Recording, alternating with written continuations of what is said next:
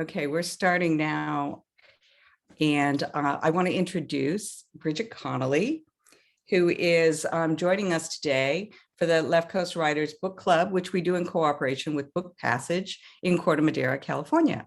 My name is Linda Watanabe McFerrin, and I am the founder of Left Coast Writers, the group that is sponsoring this particular book club.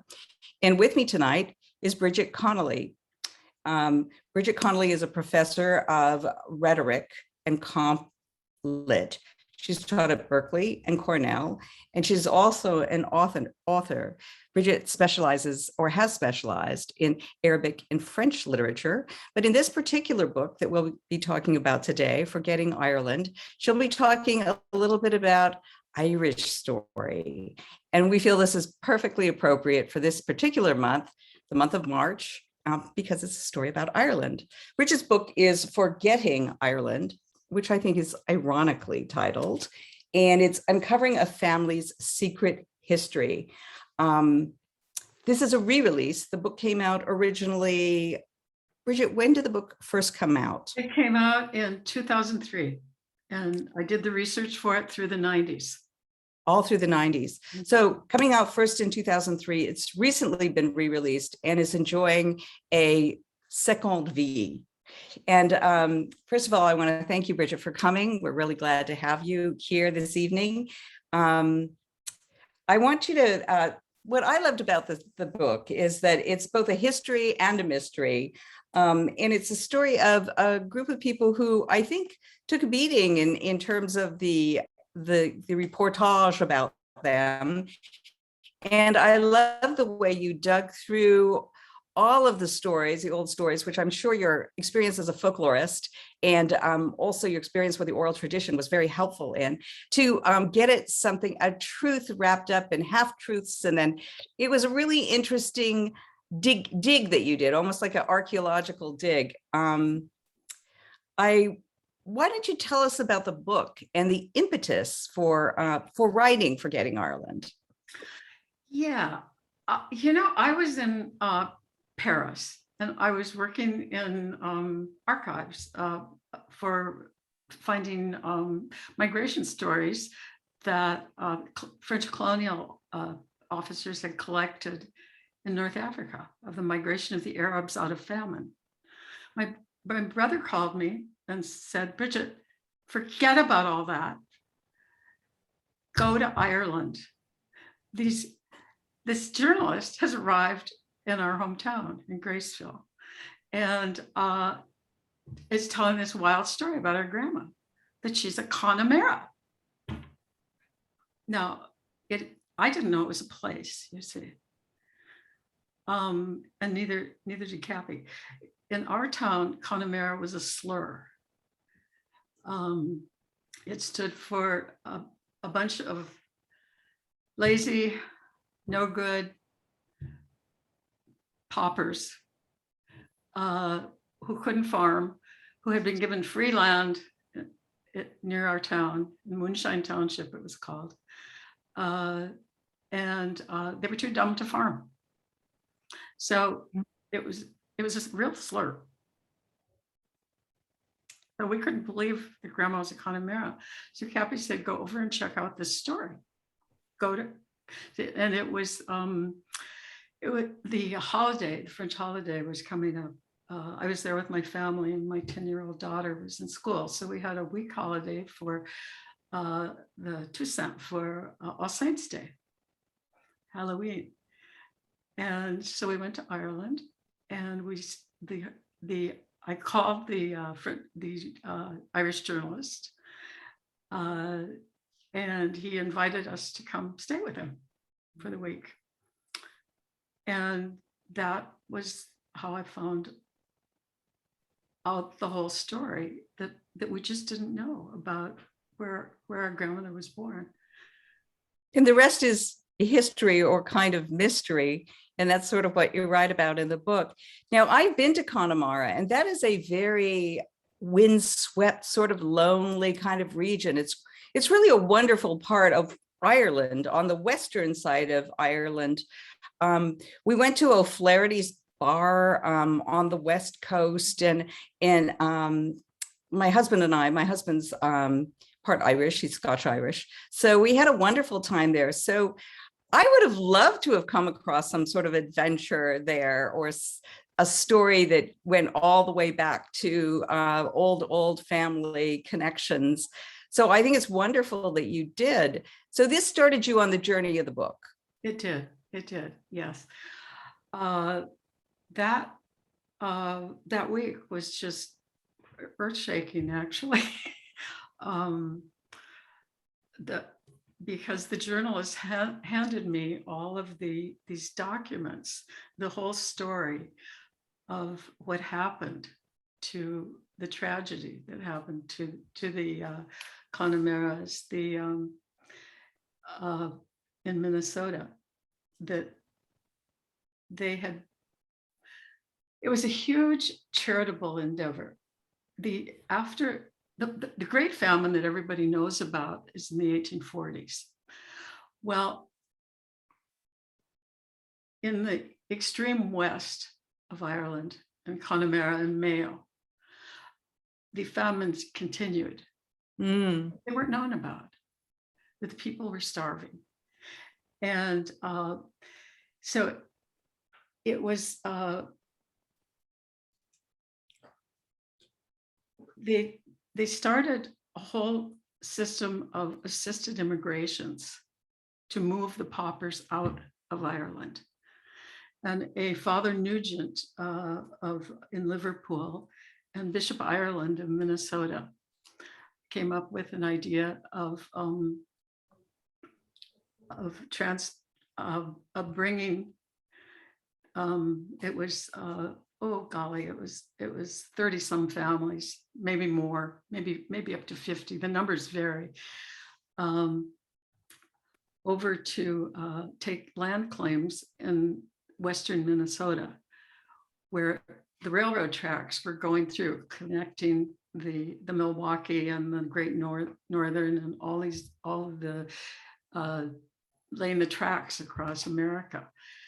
And so the bishop contracted with the railroads to place settlers. They called them colonists on the lands around Graceville. Graceville wasn't a town yet. It was founded in 1878 or 9. So he contracted for these huge tracts of lands. It was like 50 or 60,000 acres, actually. That's a lot of land. Yes, it is. It was unplowed prairie land. So it was it was so they picked these people out, the poorest of the poor, on the shores of Connemara, and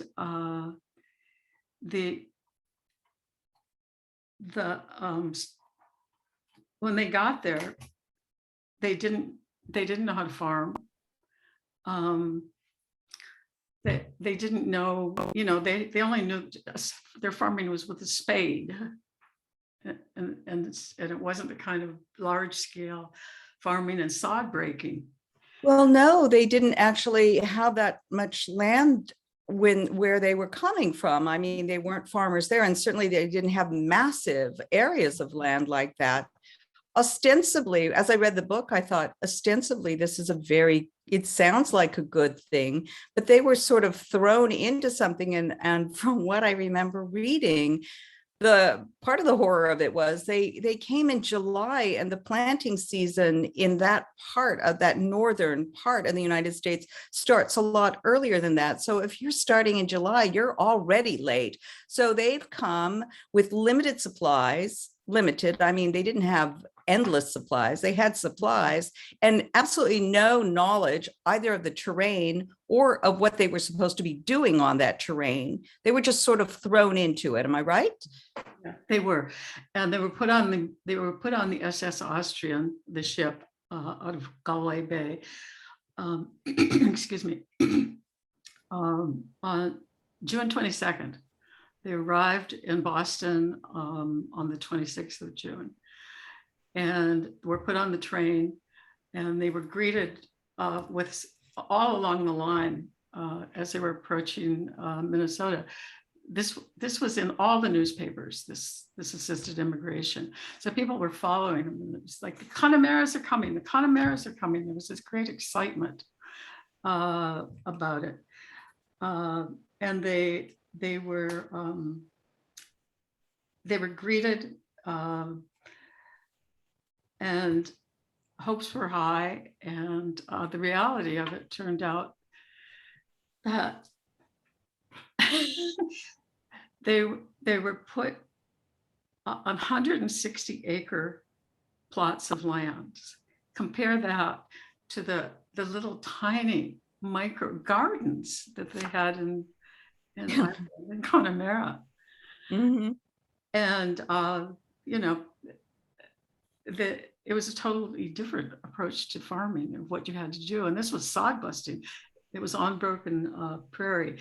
The local farmers around the Graceville area, who were Irish, that Graceville was a colony founded by Bishop Ireland. He wanted to settle Catholics out on the prairie. And yes, so they were surrounded by Germans and Swedes and Lutherans and Methodists who actually knew how to farm. Not going to look good from the very beginning. So tell us how this turned out.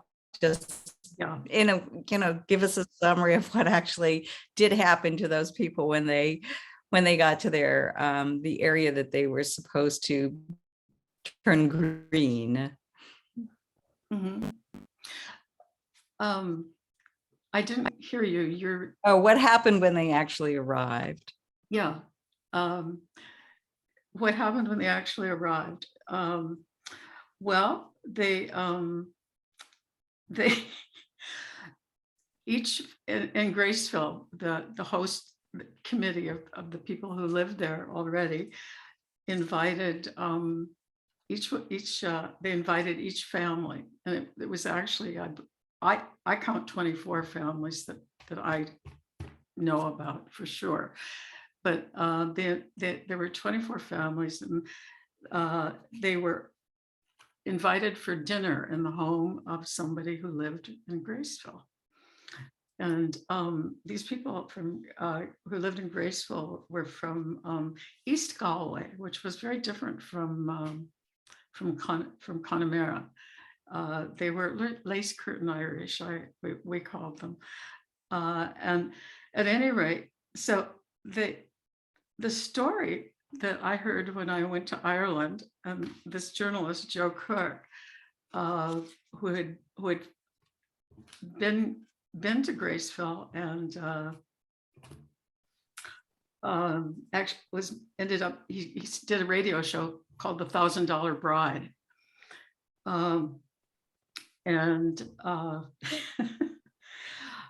That's where I first heard my grandmother called The $1,000 Bride by an Irish journalist who had a radio show called The $1,000 Bride. This was an astounding week in my life. And the whole family, actually. So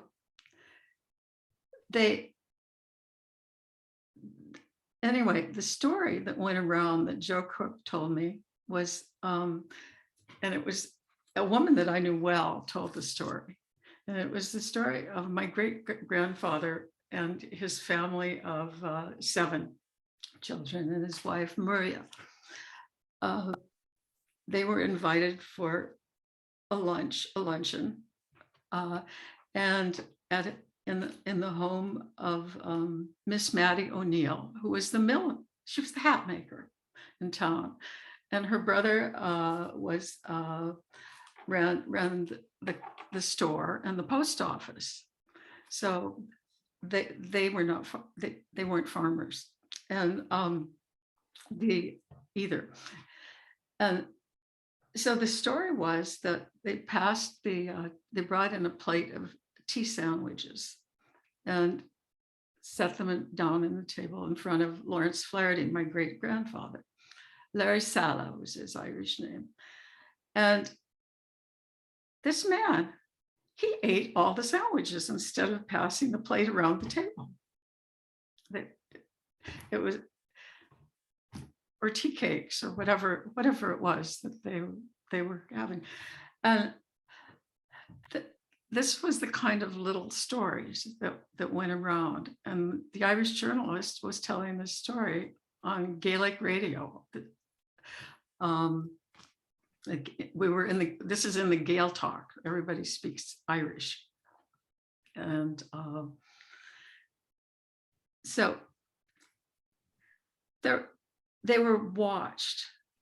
This was a notorious international scandal, what eventually happened when they arrived, because the local farmers had broken 5 acres of land for each on the 160 acres that each family got in Moonshine Township, just a few miles outside of Graceville. And the houses were half built. They were wood frame shanties, and they were half built, but they were not shingled, and they weren't sodded. And at any rate, they got their potatoes in the first. They got the potatoes in. Some of the families just freaked out and left. They were given tools, implements for farming, plows, a cow for milk. I guess it must have been a hand plow, because I don't see any mention of a horse to pull it.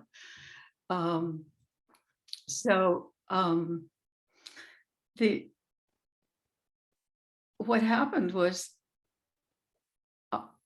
they got the potatoes. In fact, I had a section marked that I thought I could read about the storm blowing up.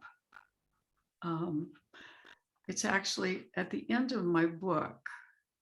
Maybe we should go to the story of the $1,000 bride first, because that's I just want to follow this. I'd love to do that. I would love to follow a little bit. I have a couple of things I'd like to say about this, because I think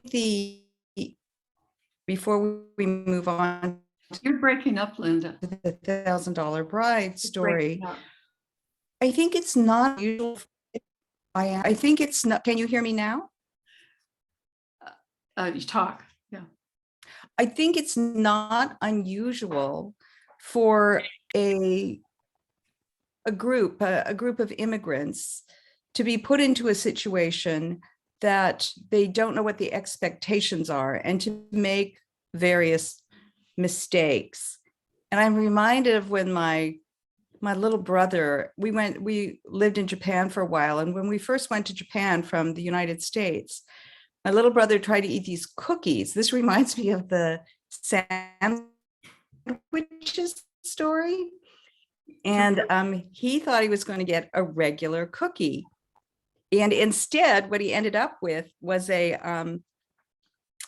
bean cake. And he just opened his mouth full of bean cake and closed it again, and opened it and closed it again. He looked like a fish. It was completely rude. But under the circumstances, his expectations and what happened were so different. He didn't know what the correct behavior was in that situation. And when I did hear the story, or when I read the story about the sandwiches, I thought the same thing. They were expecting him to know what those little sandwiches were, and he just thought they were sandwiches. So I thought that was a very telling tale about their expectations versus the ability of these people who came from a completely different background to fulfill them. And I think that happens a lot when people move to another country. It happens today with the immigrants that come to the United States. So I thought that was it was a wonderful story. I also like the story that you're going to read now, which is the flip side of what happened to that man who was so profoundly criticized when he ends up on top of things later. And that's the $1,000 bride, right? It is. It is the $1,000 bride who I didn't have a clue. I knew that my grandmother was beautiful and considered a great beauty. Let's see here.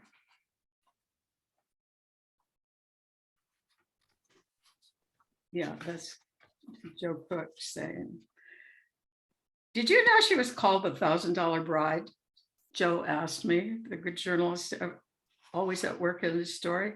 Who was that? Your grandmother, Bridget Flaherty. That's what they called her. I never heard that. Yes, Cappy, that's my brother, had never heard it either. But Mary Crow and Ed Sanasak both said everybody called her the $1,000 bride.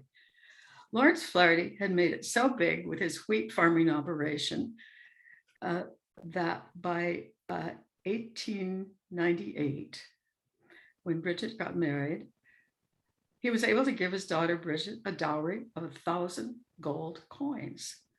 That would have been quite a sum back then.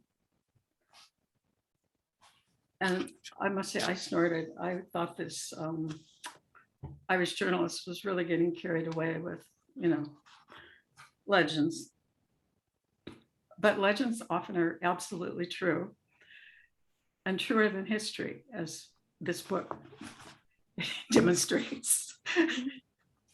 That the anecdotes contain truth, and that's this legend of the $1,000 bride and another legend of the bishop worse than Jesse James are the two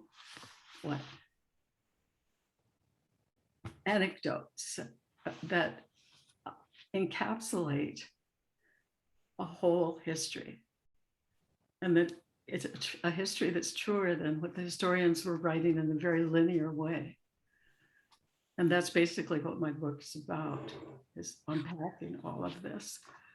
Well, what I think is wonderful is that it's sort of ironic that you, who are tracking down these Arab oral tradition and these Arab folk tales on the other side of the planet, find out that you have this repository of folk stories and tales in oral tradition. Yeah, it's true. That you had no idea about, and you're suddenly set on the path of searching through your own history to find these stories that are very different from the stories that are written down, and in some ways, in many ways, more true than the stories that people are reading.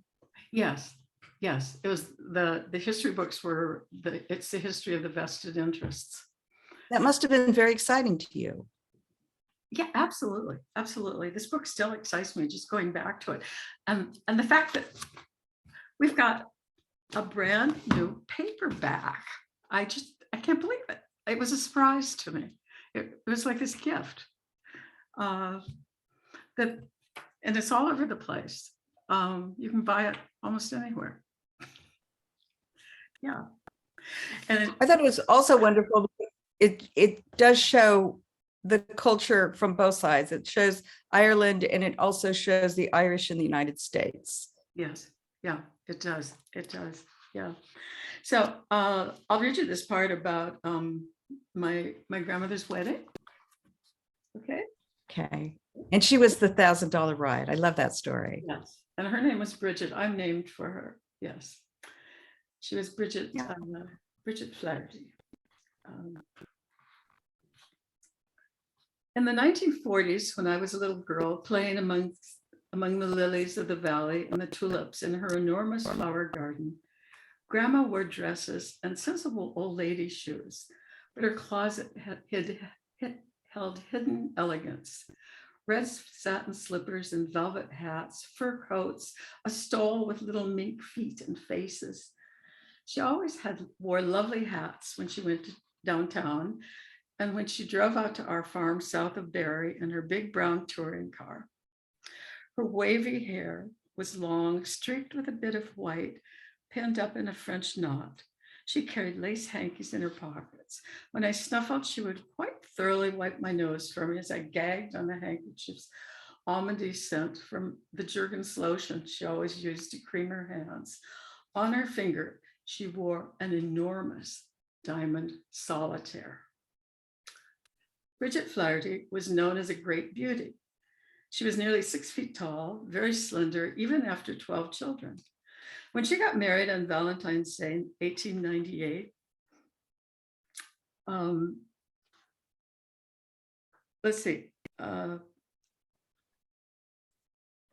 That's whenever grandma was asked her age, she always said she was 19. That's how old she was the day she got married. Valentine's Day, 1898. Everyone told stories about grandma's wedding party. According to family lore, the ceremony took place on her parents' farmstead. She married the youngest of the Burns boys, whose land adjoined her father's out in Moonshine Township. Evidently, it stormed that February night, and the wedding party got snowed in. Everyone stayed the night, indeed the whole week. Teams of horses were stabled, huge quantities of food and drink consumed. And as the family story goes, the groom being the local saloon keeper, all were very well provided for. The bridal pair was proclaimed the area's most popular young couple, and their marriage the event of the season by the Graceville Enterprise.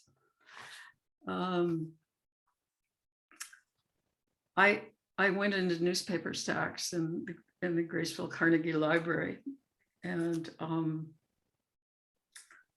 they gave me the keys to the library, which was amazing, considering all the girlhood hours I'd spent hunting for something good to read, since I'm a bookworm. So anyway, the yellow newsprint pages crumbled beneath my eager fingers as I flipped through them to find the paper for the second week of February, 1898.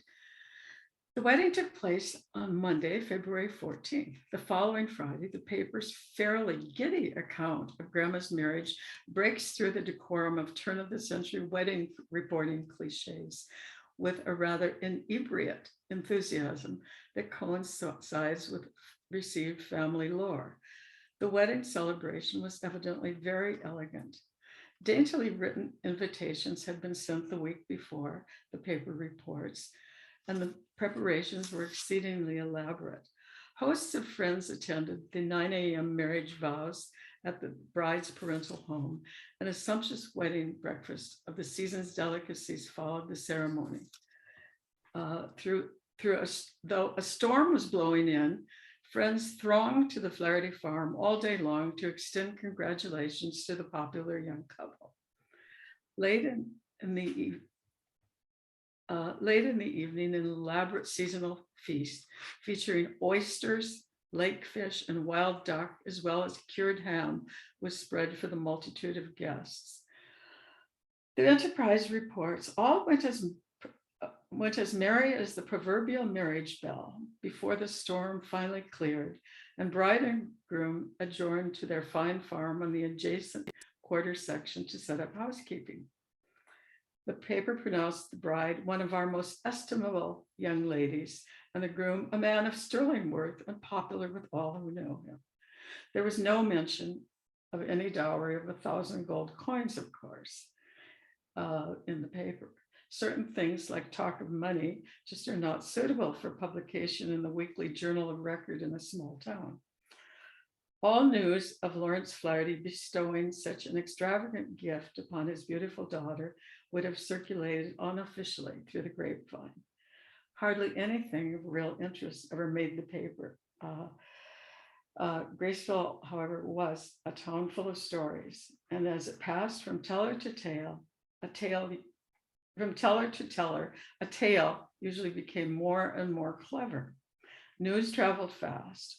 Rumors could reach Main Street bars almost before the event was over. Names were attached to people without their even knowing it, sly nicknames that pointedly undercut pretensions, while people tittered for generations over funny stories unknown to those involved.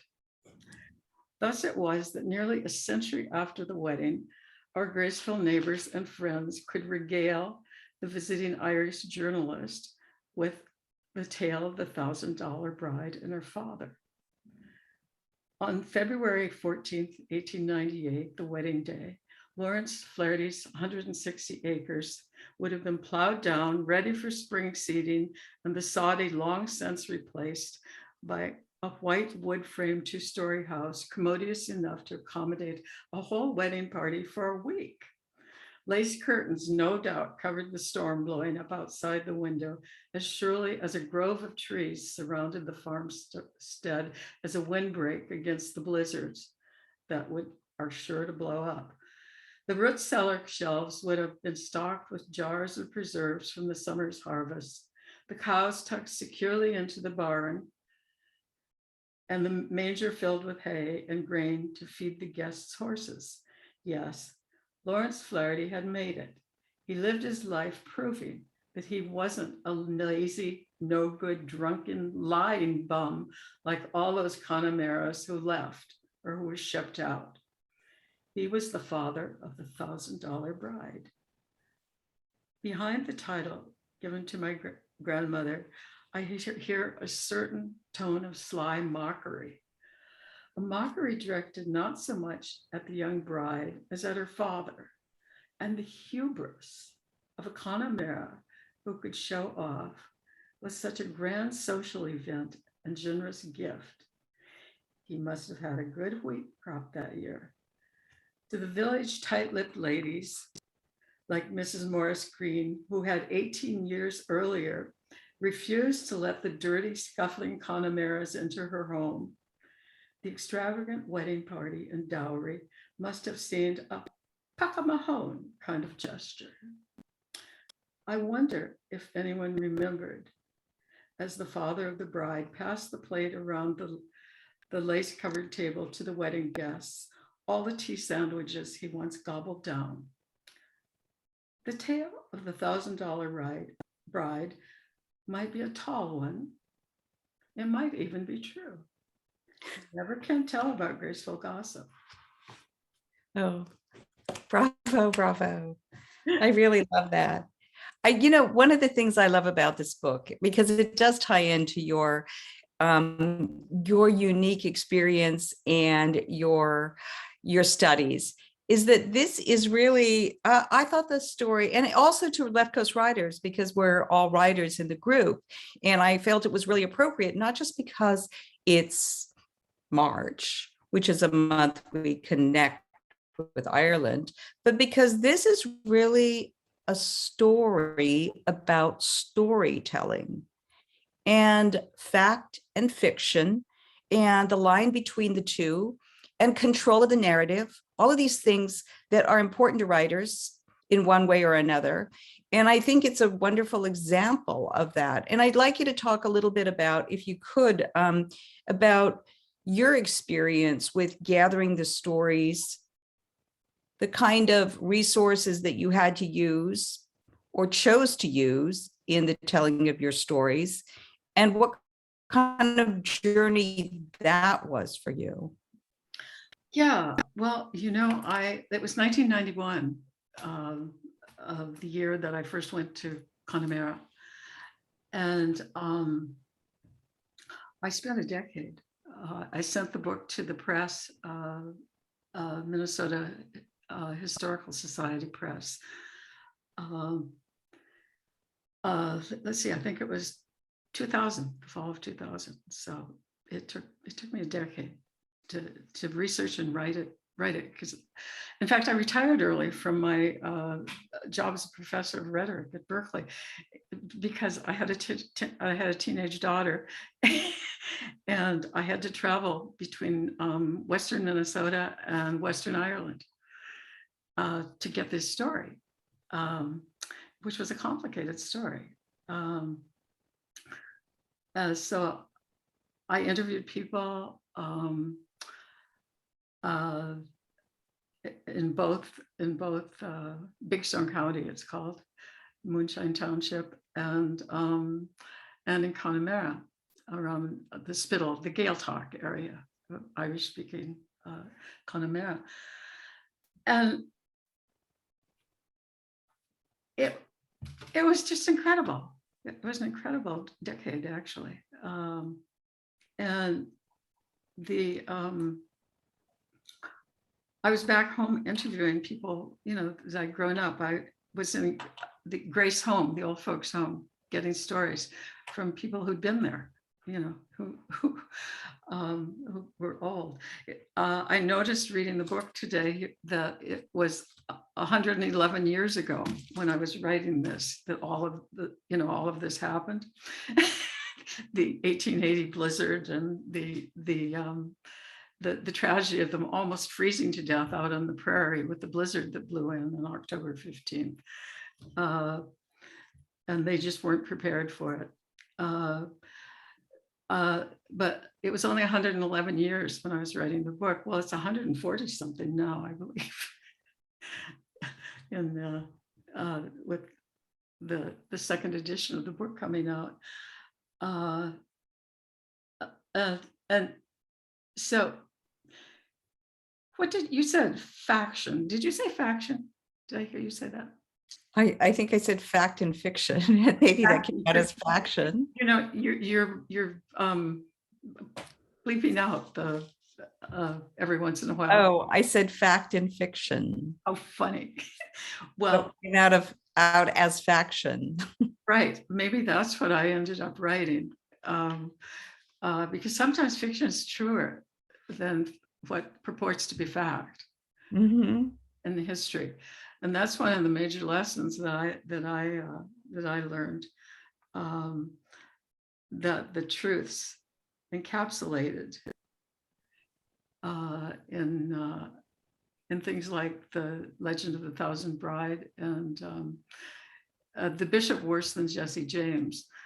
That's one that was that Joe Cook got.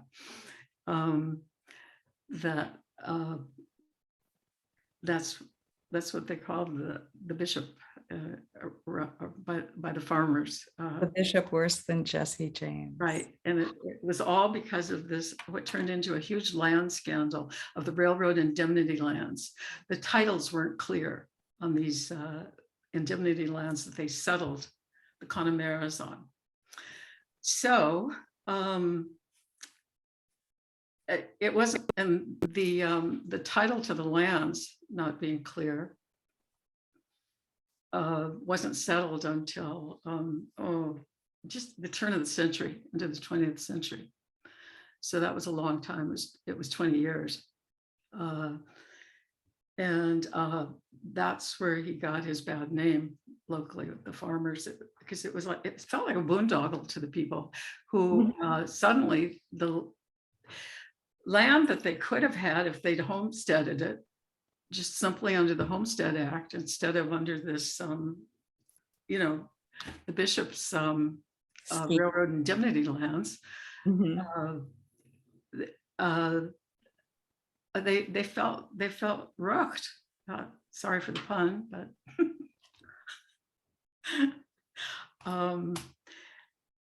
so yeah. So I love in the book the way you peel it back to that understory, and you sort of tease that out from various people that you're talking to. I think that's a wonderful part of the book. The other thing that I love is that you discovered your own Irish bard, didn't you?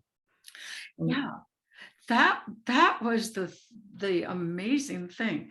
Yes. That my closest relative in Ireland, from Bartley, Tom Sala,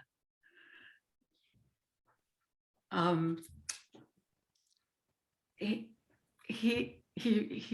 directly descended from Sala. She's the mother of them all. My great grandfather's name would have been in Irish Larry Sala, and then their names are like Larry and Sala for his mother, because his mother was a powerful woman, and I don't know what happened to his father. That wasn't part of the stories I heard, but at any rate,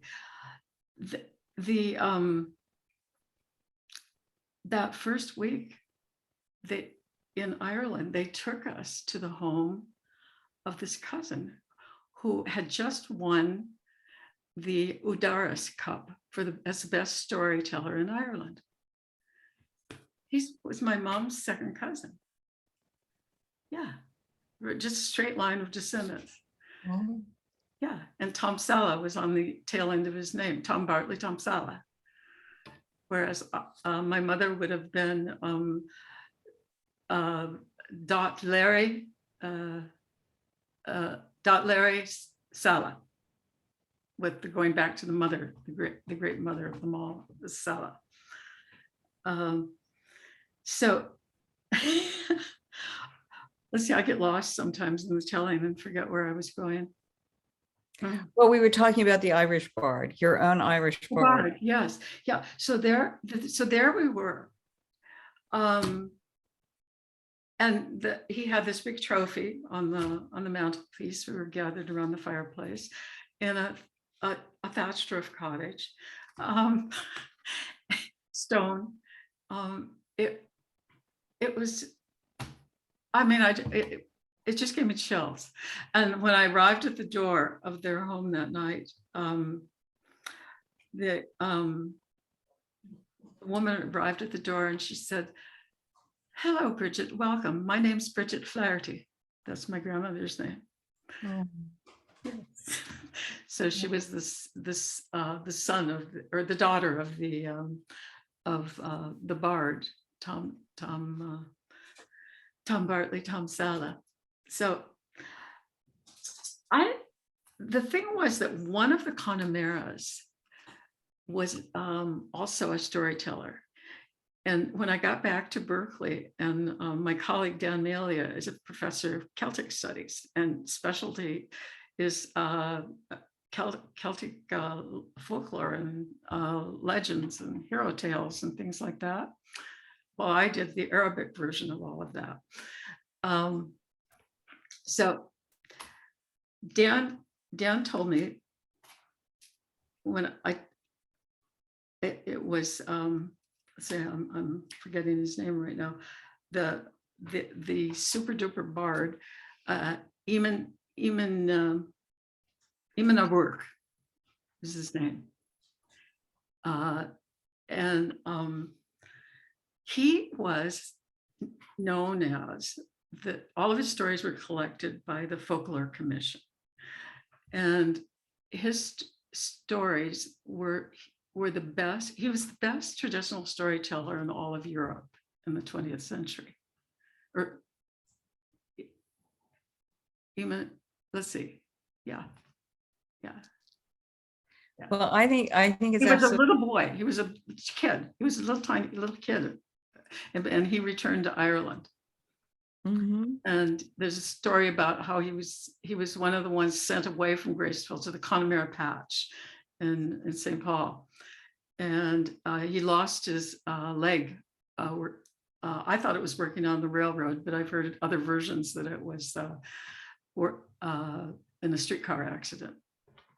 So it was too hard, the life back there. So he went back and he just became the outstanding storyteller. So Dan was teaching his stories. That's wonderful. Classes. I think there's a lot of joy in the book as you discover things, and it's as if there are stories within stories within stories, and you're sort of finding your way through all of these different stories. It's almost like some sort of maze that you're finding your way through. So you are, in a way, the main character of your book, who's hunting all of these things down. And it is almost like Bridget's dig, it's almost like an archaeological dig where you are ferreting through all of this information and trying to uncover a truth, not the truth, because I'm beginning to wonder, and I want your feeling on this, that there is no truth really. And we're certainly being tested in every which way currently, and probably always, when we read the news and we do the research and we see how those two things don't coincide.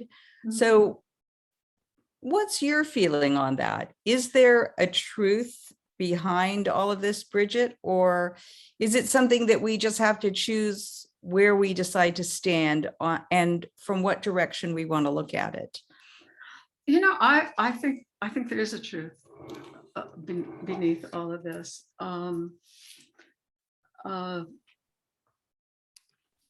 And for me, okay, I've got a passage here. Okay, page 217. It's getting pretty close to the end of the book. So you get two versions of the Connemara stories. The history of the Holy Rosary Catholic Church in Graceville, Minnesota, 1897 to 1997. A severe and early winter in 1880 soon brought reports of great suffering of the Connemaras. The hardships of the Connemaras were much their own doing. The Connemara experiment failed because Father Nugent had chosen not the competent, but the incompetent, not the industrious, but the shiftless. That's 1997. Okay. Harsh. Yeah. July 17th, 1997, from the Galway Advertiser. The Meaning of Failure is the title of this one. Larry Flaherty of Immigrant, that's the stone cottage I visited. Larry Flaherty of Immigrant remained on the land and made a success of his farm. His great-granddaughter, Bridget, grew up there, and despite her natural coloring, Irish coloring, never gave much thought to her Irish ancestry. She is now a professor of Arabic folklore in California. When she was on sabbatical last year, she contacted Joseph O'Coig, who came to Galway. She was astounded to hear that she was one of the Connemaras, who still had relatives there, including Tom Bartley, Tom Sala of Inverness, one of the best known folklorists in Ireland. A family tradition continues. I think it's wonderful. There are two different versions of it, and it's not me telling. Well, yeah. I do believe that one of them is blaming the victim, and the other is getting the whole story. Yeah. Truth contains a whole lot of different stories, and the whole truth is not, it can't be partial. So that first one, blaming the victim, is pretty partial in multiple sense of the word. I love that point of view, and that the balanced way of looking at stories and how they come to us. I think we're confronted with this in the news all the time, that people jump to conclusions about things, not just in the news, but actually in school books today, where one truth is purported or one truth is presented, one truth, and it's not the whole truth. And I do think that we would all benefit from a lot more research. And that's one of the reasons I love this book, is that it represents that kind of thing, of doing your own digging. And I'm thinking about the immigrants. I can't help thinking about immigrants today and how harshly they are judged because of their lack of understanding of our culture. And how that turns to animosity and name calling and all kinds of very, very negative things, instead of people trying to understand where someone else is coming from. Yeah. Which your book speaks to a lot. Yeah. What you remind me of was the when my book had its launch book party at the Minnesota Historical Society, which is a grand, wonderful, monumental building to Minnesota's relatively brief history. Let's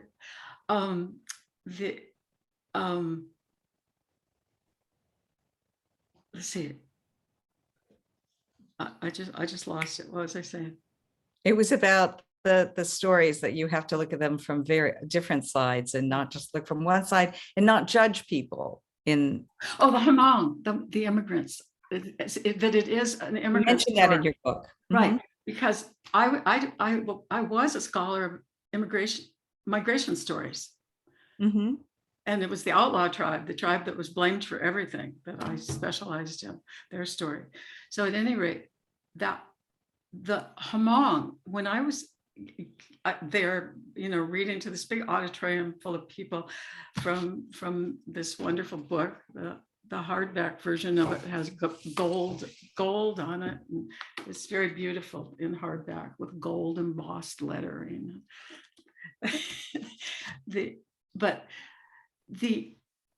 So I was one exhibit, right? Me and Forgetting Ireland and the Irish.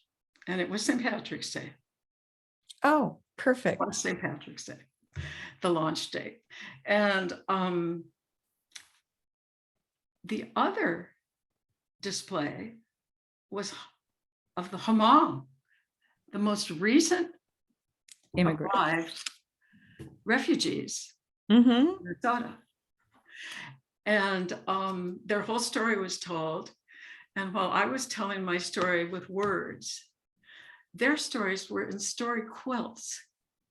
Oh. And they had the people there who made them. And I was very moved and touched by that. In fact, I'm getting shivers telling you this about the Hmong. Thank you for reminding me of them.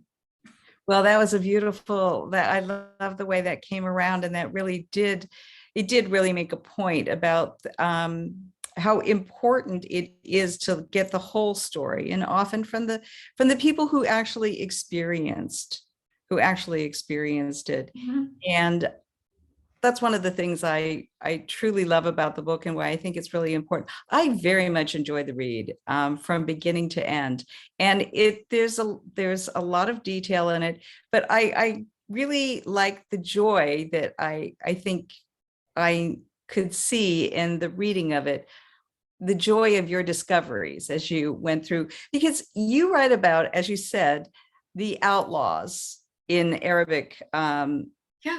In Arabic legend, and you were one of the outlaws. We were in Minnesota legend. We were blamed for everything. You're from an outlaw tribe, yeah. So there was a wonderful sort of synergy, sort of coincidence in that, and the way that all worked together in the story. And knowing you and the book, I was just like, it was a very satisfying read from that point of view.